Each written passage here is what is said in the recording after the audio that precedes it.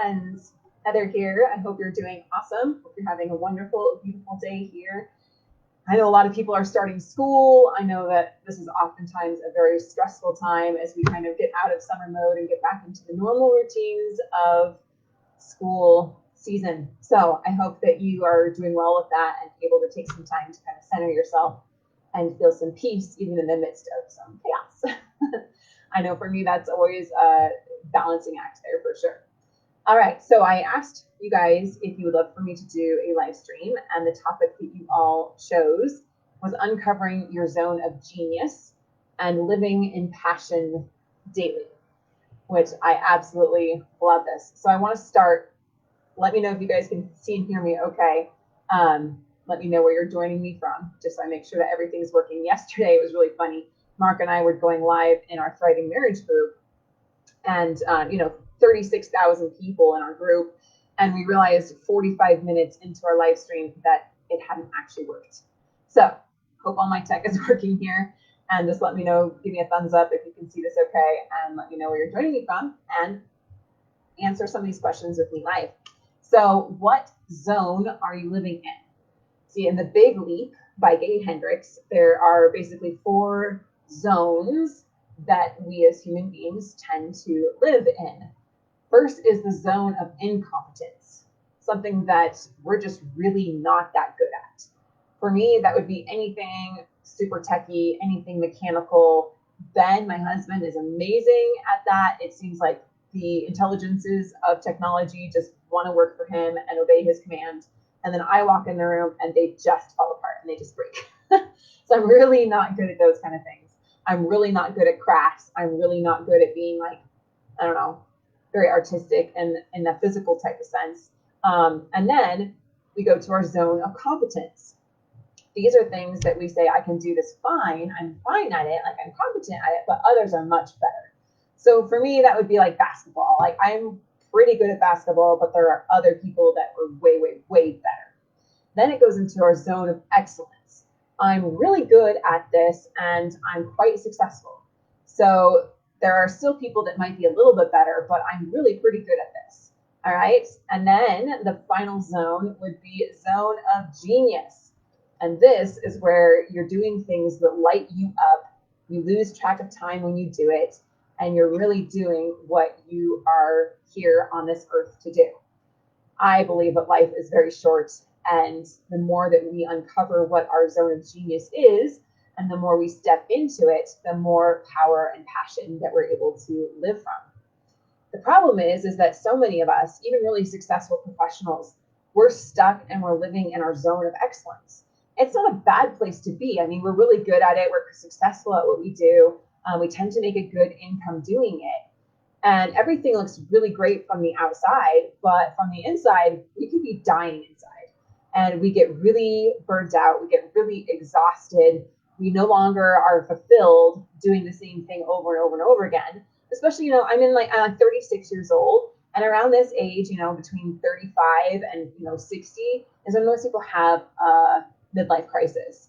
And that's because we've been doing the same thing for so long. We realize, if I just keep doing this, is that all there really is to life? And everything I've been kind of doing up until this point, I thought I would be a lot happier. I thought I'd be a lot wealthier. I thought I'd be a lot more successful. I thought my marriage would be better. I thought my kids would be better. And it's just really not.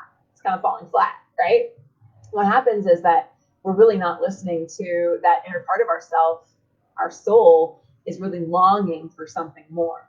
We're longing for that creativity. We're longing for that expression. We're longing to do the thing that we absolutely love to do. I just keep talking to people and hearing about how unfulfilled people are, how they keep trying to get ahead. There's a study by Forbes, reported in Forbes at least, that 80% of Americans hate their jobs. So even the people that are living in their zone of excellence still hate their job. So why are we spending the majority of our time at a job that we absolutely hate, doing things that do not fulfill us, do not invigorate us, and do not really contribute in the way that we're meant to contribute to this world?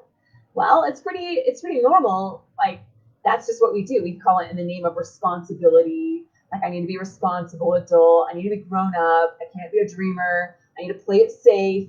I'm in my comfort zone, and it's scary to step outside of that. And that seems maybe foolish or immature, right? But, I was just talking to several friends of mine. I have a dentist friend, for example.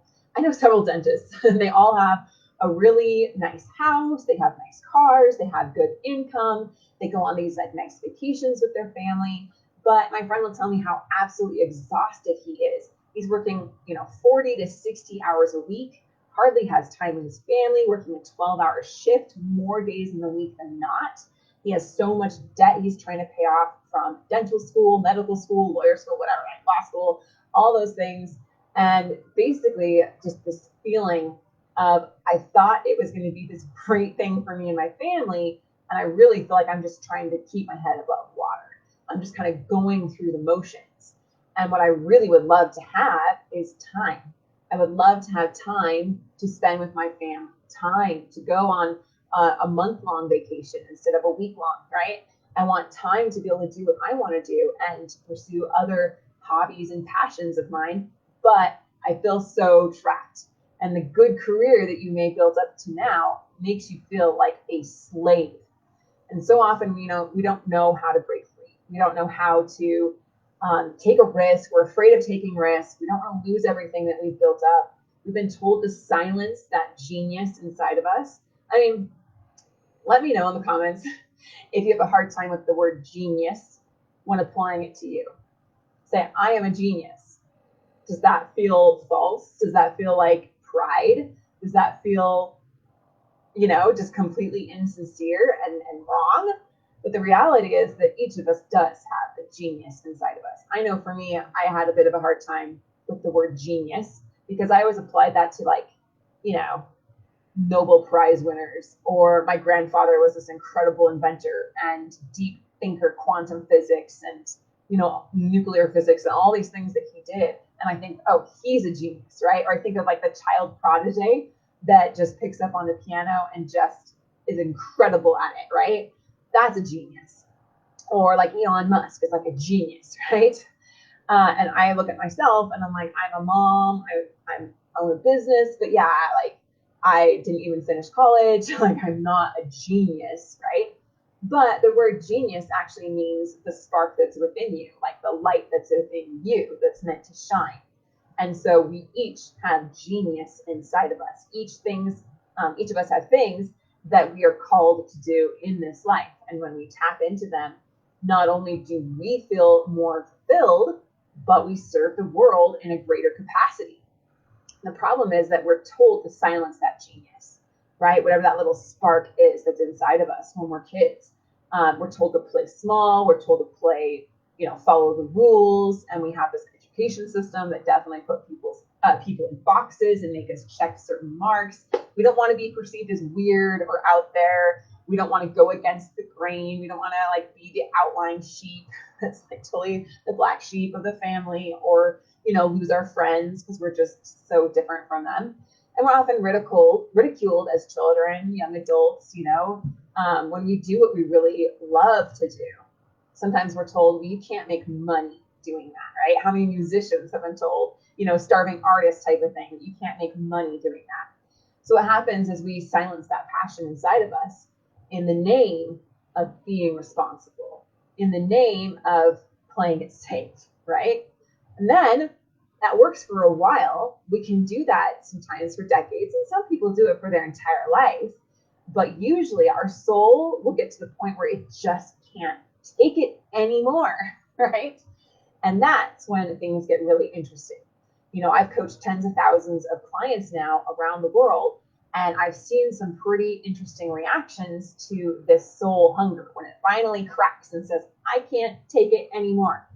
And we either snap and we go off on some midlife crisis where we have a induced binge of self-indulgence, or we leave everything we've ever known to try to go and find ourselves, and we break all the rules that we felt have kept us bound, thinking that we're going to find it somewhere outside of us. That if we just change our external circumstances enough, if we buy that motorcycle, if we go on a spending binge, if we go to Vegas, if I go to a different country, if I go backpack and leave my job, right? or I leave my spouse, I leave my kids, I just change everything outside of me, that somehow I'm going to find what I'm looking for.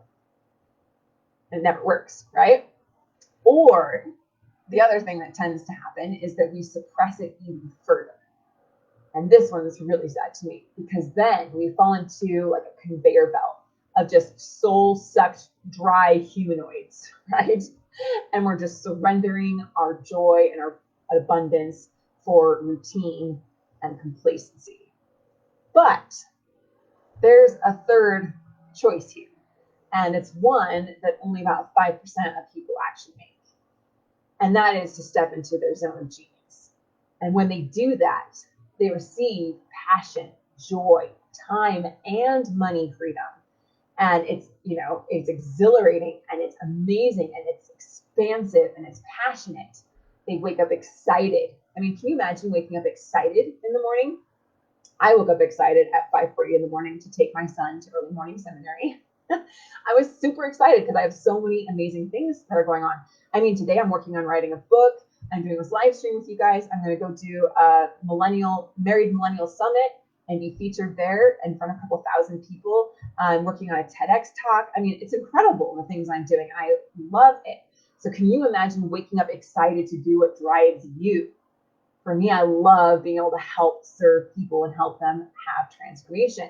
So what if you were excited and eager to get to work every day because your work doesn't feel like work? And when you step into that, you're able to contribute to the world in such a greater capacity. You're able to give back to others because you see that we're actually all one, and giving more and more love to others brings more and more love back to us. And instead of seeing that everything we want is outside of us, you realize that everything we want is actually already inside of us. And we aren't chasing after success to be happy. We aren't trying to achieve success to be happy, but we're happily achieving success. I love that. There's another book that's really great called The Happiness Factor. Is that what it is? Shoot, I was just listening to it this morning. Anyway, I'll post it in the comment below. But it's the happiness advantage. That's what it is, the happiness advantage. And it shows how important it is that we put happiness before success, because that is what leads to success. How many times do we think we're going to be happy when we achieve something? We achieve it only to find that it is hollow and it didn't give us the feeling that we thought it would. And that's because happiness is not found outside of us. It is only found within us. And we have the power and ability to choose that and to create that for ourselves. And when we're living in the zone of genius, one of the most important things that I've learned as I've tried to step more into it over the years is that you have this sense of the future. You have this sense of this legacy that you're leaving. And you're so humbled and grateful knowing that you're making a difference. And it's not just in the a difference in the lives of your children, but their children and their children and their children, and so many people. The ripple effect of your life and you choosing to own your own greatness and your own passion allows that to have this incredible ripple effect that is truly expansive and, I believe, eternal. So I got a couple questions here from you guys. If you have a question as you're watching me live, let me know. How do we uncover what our zone of genius is? So I asked you at the beginning which of those 4 zones you're living in. The zone of incompetence, you're doing something you're really not that great at. Your zone of competence, you're good at it, but there are other people that could do it just as well, if not a lot better. Or excellence, you're really good at it, you're really successful at it.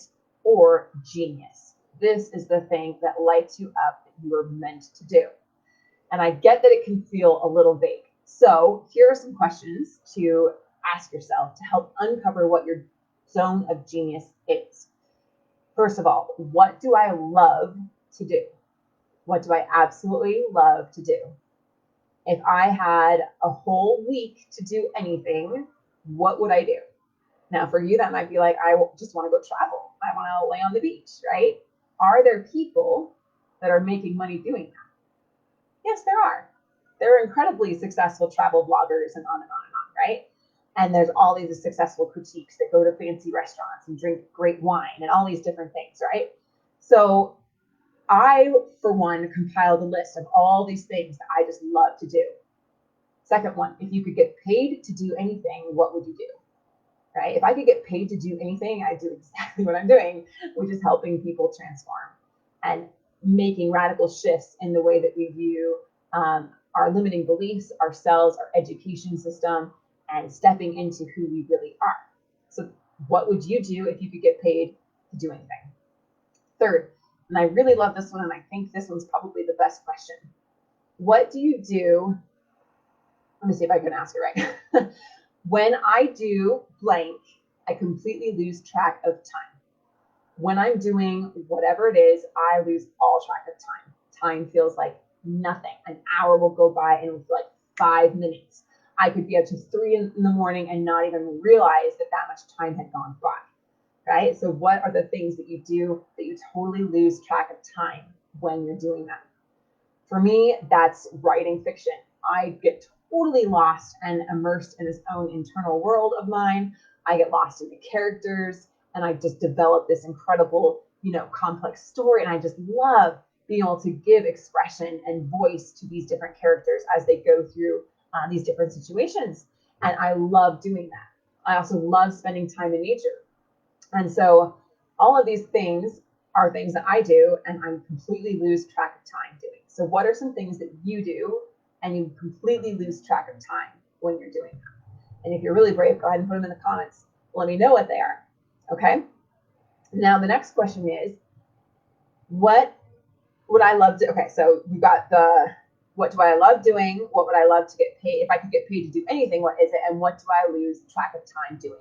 And after you've gone through these questions, you'll have several different ideas of things that you absolutely love to do, things that you are passionate about, things that fuel you, things that you just can't get enough of doing if you actually allowed yourself to do them. Next question. How much time are you giving yourself to do those things in your life right now? Right now, how much time am I giving myself to be out in nature, to go snowboarding, to write, to whatever it is, right? To build businesses. That's what you absolutely love to do marketing. What is it that you feel like you're called to do? How much time are you giving to doing that thing right now? I know for me, I love writing, but I'm kind of like an all or nothing with that because it does consume me so much. So I'm either all in on writing fiction or I'm all out because I can't seem to find anything in the middle that really works. And I realized over the last 6 years, as I was building my online marriage coaching business and gotten it to the place now where we're doing 7 figures and helping tens of thousands of students and on, amazing stuff, I really choked that inner part of me that absolutely loves to write fiction. And I have not created space for that in my life. And so I realized that part of me was kind of dying.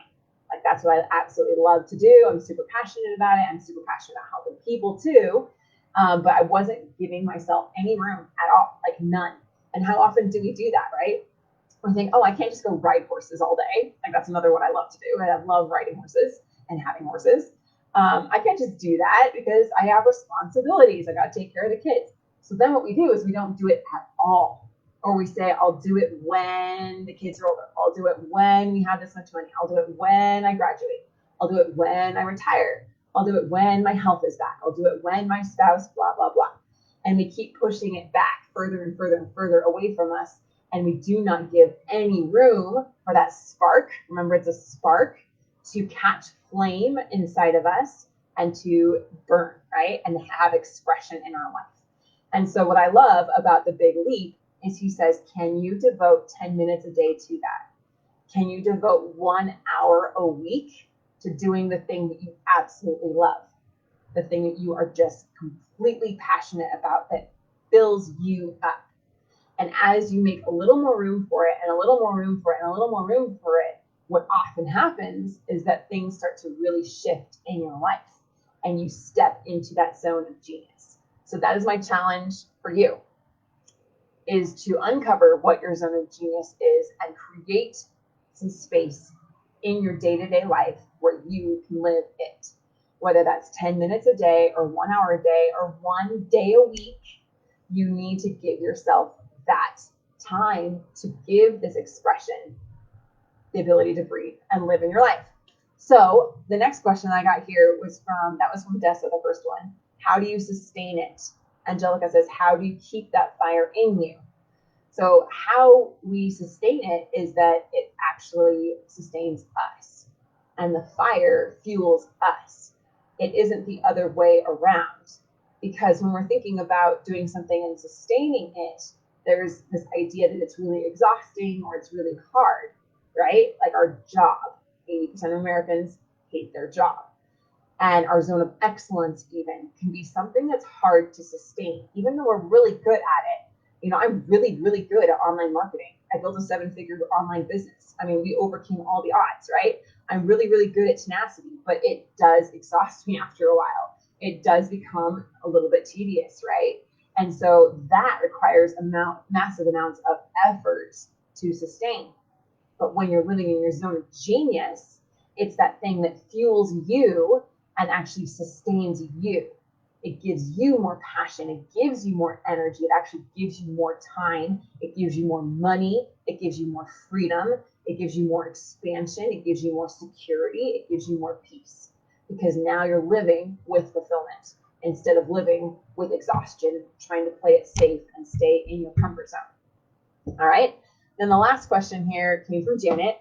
And she asked how to live in my passion without feeling I need to learn so much. So Janet, I'm curious what you mean here about living in your passion and having to learn so much. So sometimes what I'm guessing from here is that you have something that you know you really love to do, but you haven't given yourself enough time or education or opportunity to really live it. And so you're feeling like, I really love this thing, but there are other people that have put so much more time and effort into it than I have, and I have so much more to learn. And that right there is a clear indication to me that you haven't been giving your passion enough time in your life, right? And when you actually start to step into learning about it, learning a little more, like I don't know everything about riding horses, I don't know everything about, writing fiction, but the more I learn about it and the more I step into it again, it fuels me. It's exhilarating. It's fun. It's something I could keep doing all the time.